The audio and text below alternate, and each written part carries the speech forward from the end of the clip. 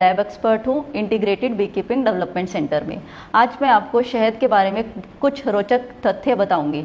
शहद जो कि हम लोग बहुत कम कंज्यूम करते हैं। शहद एकदम अमृत के समान है। इसकी जो गुणवत्ताएं हैं शायद सब लोगों को नहीं पता, इसी कारण से डोमेस्टिक मार्केट शहद की बहुत कम है।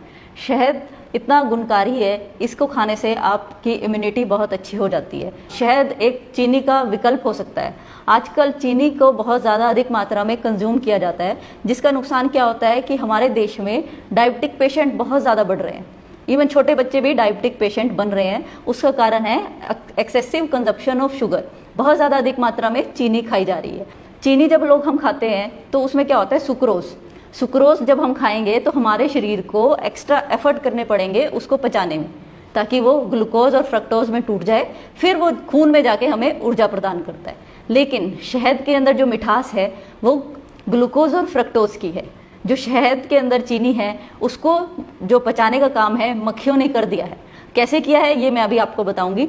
तो वो जो पचाने का काम है मक्खियों ने पूरा कर दिया है। अब ग्लूकोज और फ्रक्टोज सीधा हमारे खून में जाके हमें तुरंत ऊर्जा देता है। उसको हमारे शरीर को शहद को पचाने की अब बहुत ज़्यादा आवश्यकता नहीं पड़ती। कैसे जो मक्खियाँ चीनी को पचाने का काम कर रही है इसके बारे में मैं आपको बताती हूँ। जो मक्खियाँ हैं वो फूलों के रस पे जाती हैं। फूलों के रस के अंदर सुक्रोज होता है।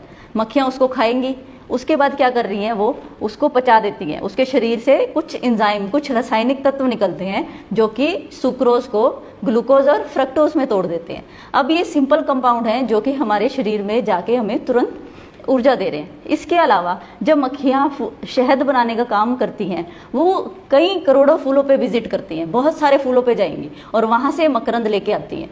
ठीक है, उसी दौरान फूलों का जो अर्क है वो भी उस मकरंद के अंदर आ जाता है।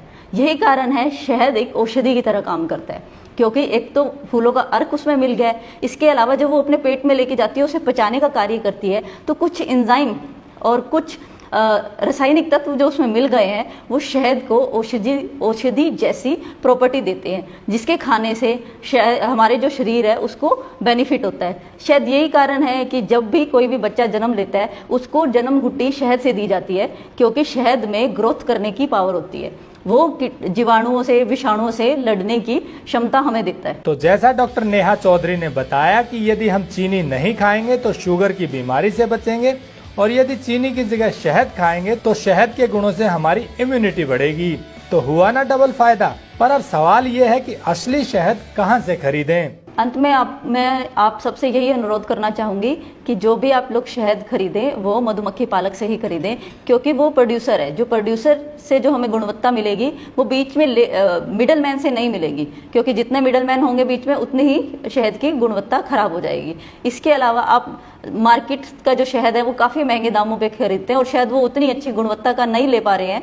अगर आप मधुमक्खी पालक से लेंगे तो आपको ज़्यादा अच्छी गुणवत्ता मिलेगी। तो जैसा डॉक्टर नेहा चौधरी ने बताया, आप सीधे किसानों से शहद खरीदें। हमने कई मधुपालकों की स्टोरी टेक्निकल फार्मिंग चैनल पर दिखाई है। आप डिस्क्रिप्शन में दिए लिंक पर क्लिक करके ये फिल्में देख सकते हैं। इसके अलावा आप अपने आसपास के मधुपालकों से संपर्क कर सीधे उनसे शहद खरीद सकते हैं। लेकिन जो डायबिटिक के मरीज हैं वो बहुत ज़्यादा अधिक मात्रा में शहद भी कंज्यूम ना करें। कम है तो आप वो चीनी के ऑल्टरनेटिव की तरह शहद इस्तेमाल कर सकते हैं, लेकिन बहुत ज़्यादा अधिक मात्रा में कंजप्शन ना करें, क्योंकि इसके बारे में हमारे पास